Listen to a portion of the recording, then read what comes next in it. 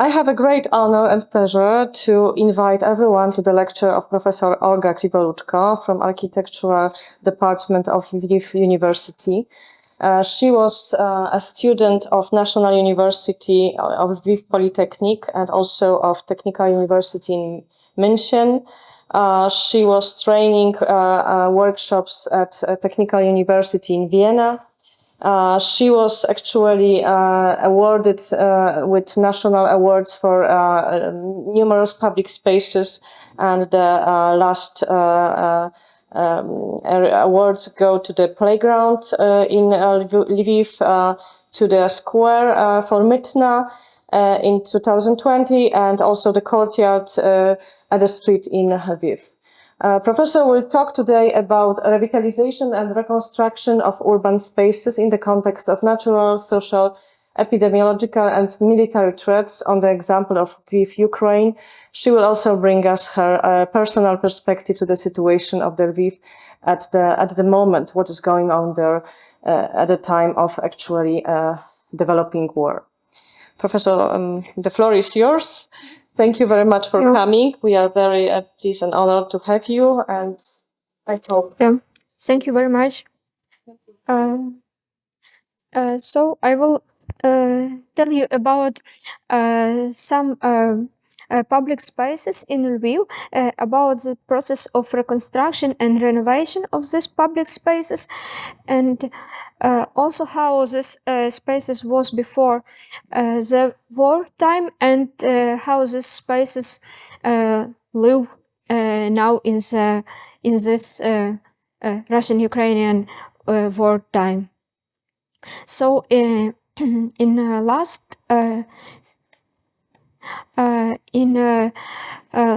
recent years before the war, a number of reconstruction and revitalization projects of public spaces were implemented in Lviv. Some of them are situated in the old city, and the first example about what I will tell you, it's Kolyivshchina Square. It's the smallest square in Lviv, and it's situated in the old town, in the former Yevish quarter. So we have a question of about history, about material heritage, and also about memory of this place, and about multicultural memory. So it's the hardest question about the memory of the place, and a transmission of this memory into the architecture, into the public space, and into the future also. This public space, it's the smallest square in Lviv. It's about 600 square meters, and it's like 2 building plots.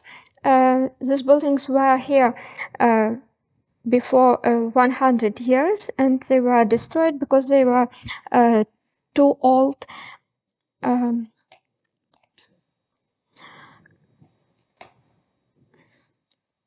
The main challenges was to have here the same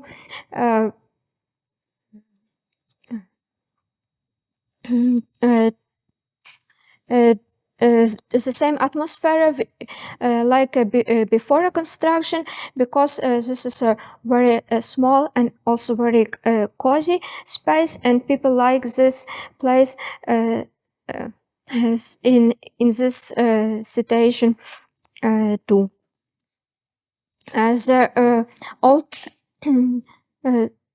The old names of this square was Jewish Square and also Vexklarska Square.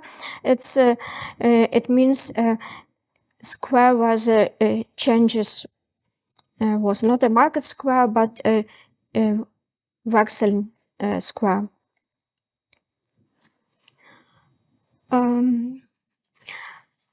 it's a situation on the square before reconstruction. It was in the such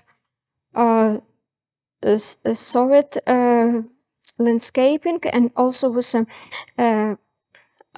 cars from the citizens of this square, and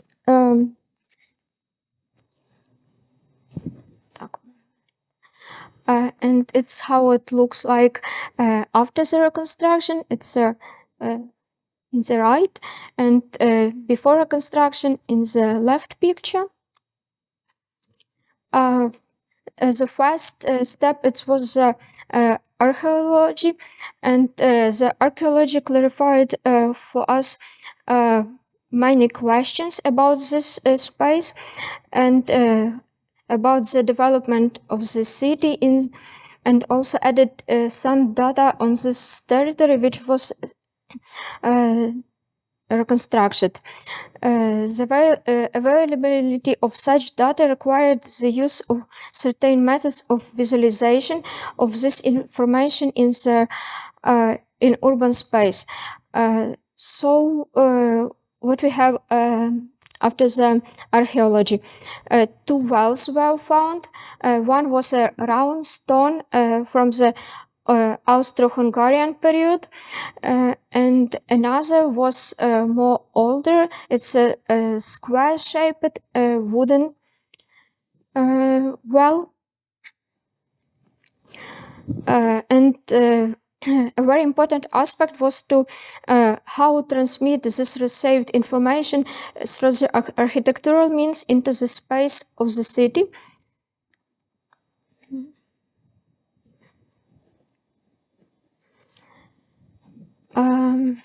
What was interesting also is that it was discovered that historically the square did not have a hard surface, but only a soil surface. Also, we have some rest of paving. This paving made of white stones, limestones, and it was present in the cellars, in the underground floors of later demolished buildings. Also, we have limestone steps near the well. And these steps were used in our project, in this reconstruction project of the square, and now they are existing around the new reconstructed well. So it's a process of archaeological works, and here we have rests from the old well from 19th century.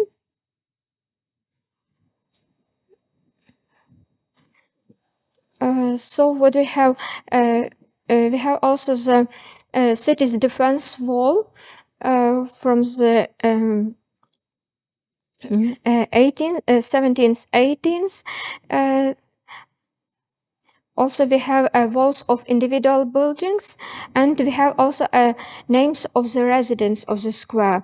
Now these names are written on the wall, and you can see this a little bit. So about the memory of the place, and the question was how to make this marking of the memory.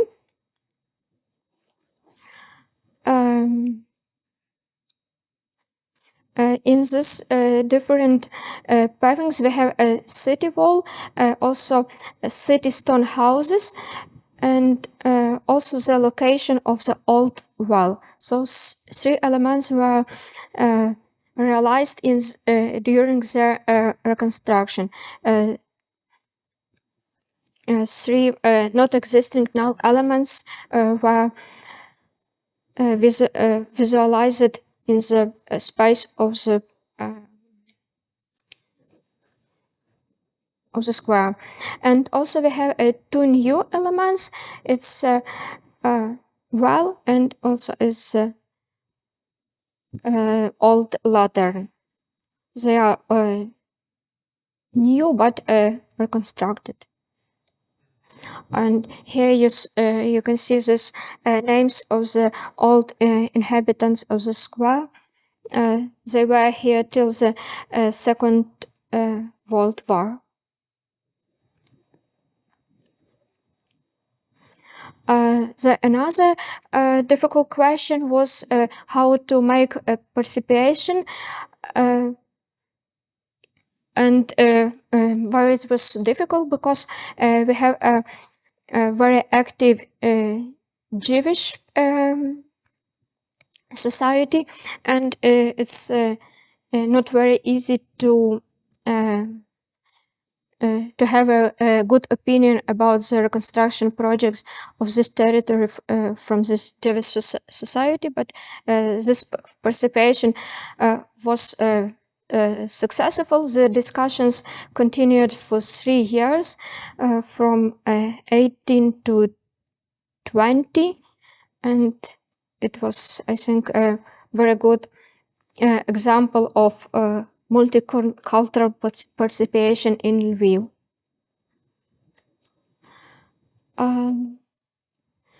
So we have also an ecological and natural questions. So we wanted to have a more landscaping, more greenery, and not so a lot of paving, and it was some diffusion in between this greenery and paving.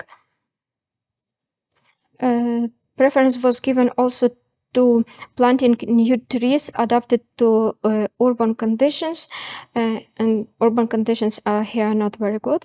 It's a very dry and hot space in the summer.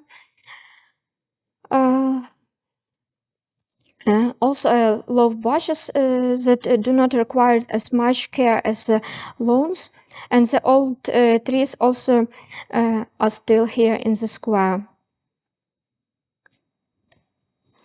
It's a visualizations of the square. The idea was to implement as much sustainable landscaping as possible that would not require special care and also watering. Also, a cool microclimate should create a fountain.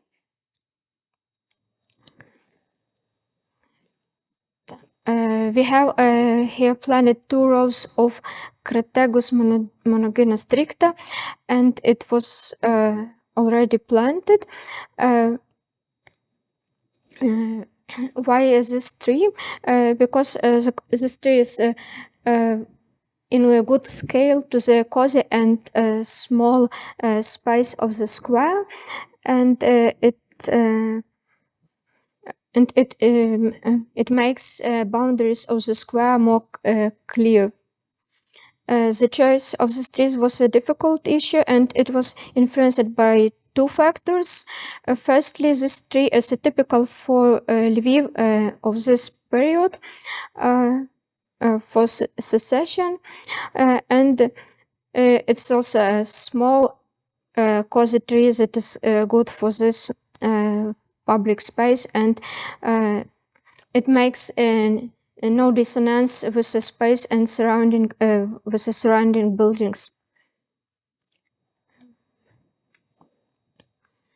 The middle part of the square, which also combines the landscape fragments and paved fragments, is paved with a small granite paving stones of light gray color. Using this method, part of the territory will be better watered in the summer, and we will have a better climate for the people that are resting here. Also, as a ground cover plant, we have a Cotoneaster horizontalis. It was used, which is decorative not only in the summer or spring, but also in winter. And it's evergreen, and it's very good for our cities that have not a lot such flowers. Oops. Here you can see a middle part of the square where we have this combination of landscaping and paved fragments.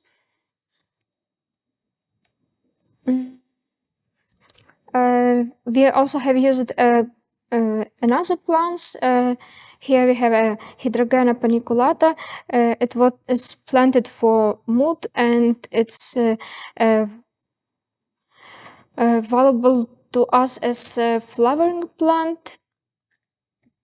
And you can see the result. It's one of the most popular Instagram's place in Lviv. It must be very historical and very multicultural, but it's also Instagram place.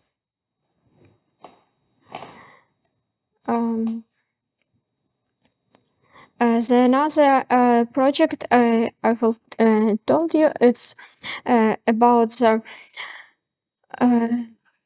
a green slope that not existed now. It's a photo from war period, and in the 60s and 70s years of 20s, this slope was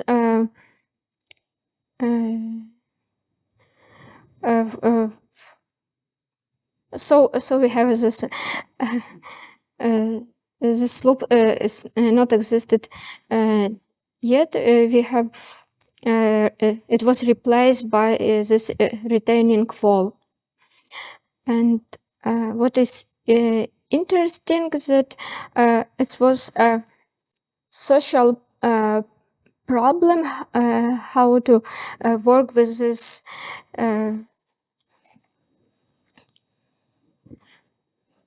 how to work with this wall because people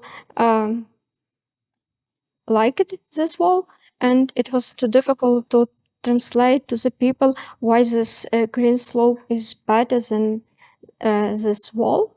It was such a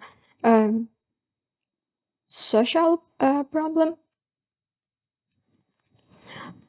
And the idea of this project was very clear, to return the lost green slope to the street, and that would create a much better landscape perception of this place, also to bring back the trees that once grow here. And we didn't know what these trees were, but we decided to be inspired by another place near the Bernardines, and there we have old pear trees. It's they are growing near the former monastery, and here in our project we also have a territory near the monastery. So these trees are from the same place and from the same time as our project place. This is how the trees all look like in this summertime. And you can see also the slopes that was realized in this year.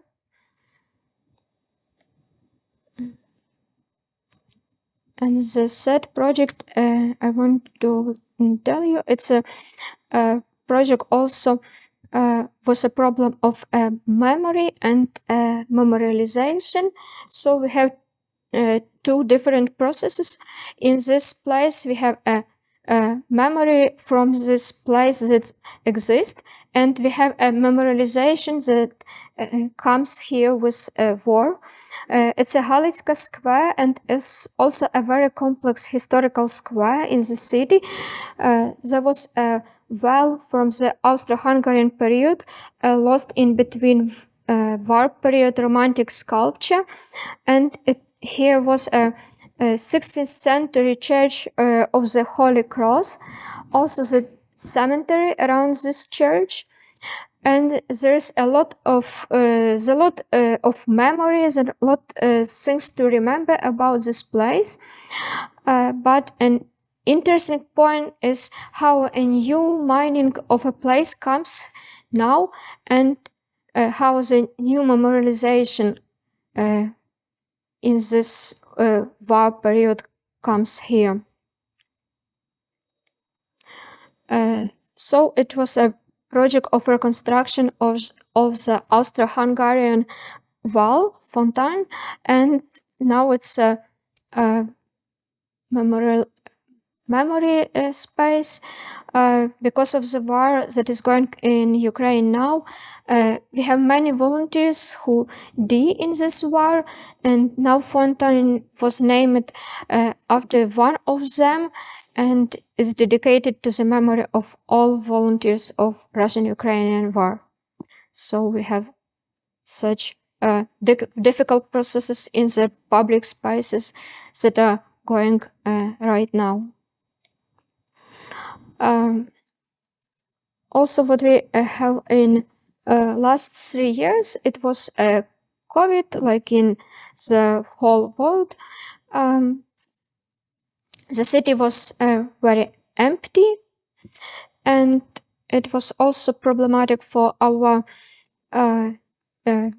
industry, because Lviv is mostly cultural and tourist industry, and it was a very hard process during this coronavirus time.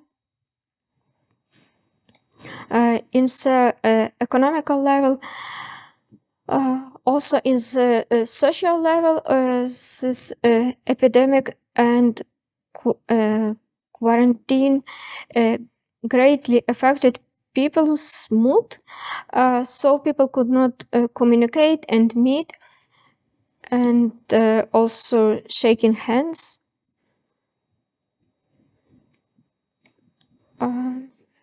But however, people need this communication, and public spaces provide it in the best way.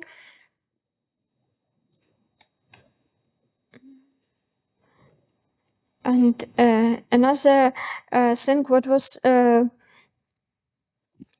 focus point in the COVID times, it was green links, and we have in Lviv 5 green links projects. It's about green connections and green corridors, and it's a little bit another topic for the another lecture, but I wanted to say that in the COVID time, the city majorities were focused more on this green connections, but it was in the COVID times, and in the war times, all these processes with green links are stopped, and we don't have any new steps in this direction. So,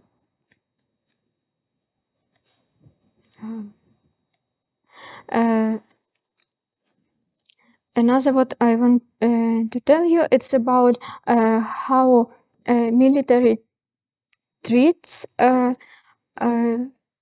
we feel in the public spaces, and how the public spaces live in these war times. So we have here a part of Ukraine is in the red. It's where the Russian army is, and it's 20% of the territory of Ukraine. And when we compare this with another European countries, we can see that it's like 1.5 Czech Republic, or it's like 3 Netherlands. So 20%, it's not a big territory, but with in comparing with another countries, it's really big. And what we have not only the territory, we have also peoples. The official number of internally displaced persons in Ukraine is near 5 millions, and you know that near 3 millions are in the Europe, especially in Poland. And other people displaced to the west region of the Ukraine. And 40% of these people don't have their homes and cannot come to their homes after the war. And in Lviv, we have from 500 to 800,000 people. It's near like all citizens in Lviv, and some of them live in such settlements. They are in Lviv, and they are built in first months of the war. They consist of 80 houses, and in one such settlement is near 350 peoples. The public spaces in these settlements look like this, and they are not very human friendly, but now they are in later settlements, the public spaces became more human face. So you can see they are more also children friendly.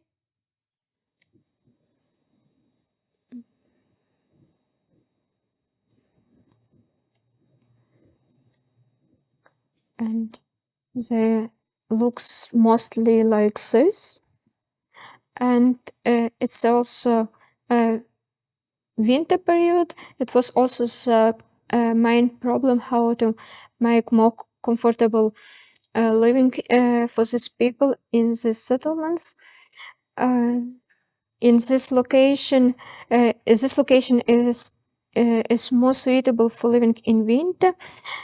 So the residents from other three settlements were moved here, and another settlements were temporarily connected before the warming. So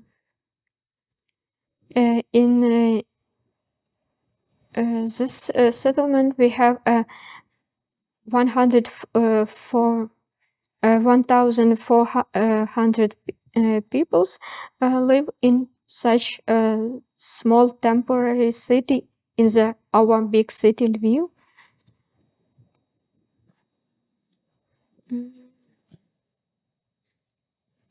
And like a conclusion, I can say that you can see how this focus of public spaces is changed from the historical value and from the memory of the place to the military needs of society, and also from ecological and economy questions to the first needs of the people in wartime. The last picture, it's a picture of one of the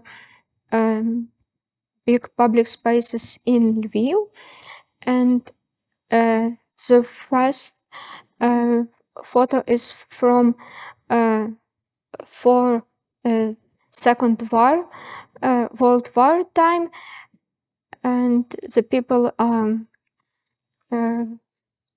making some rows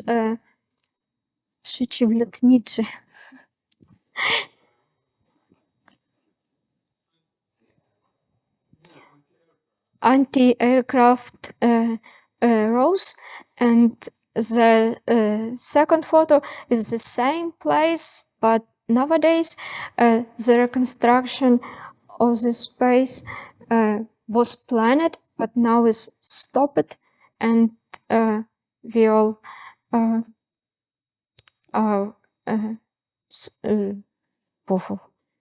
no to znaczy czekamy na ukończenie wojny. We are all it's we are all waiting for this moment of the end of the war. So it's 80 years change from the first photo to the second photo. So, and thank you very much for your attention.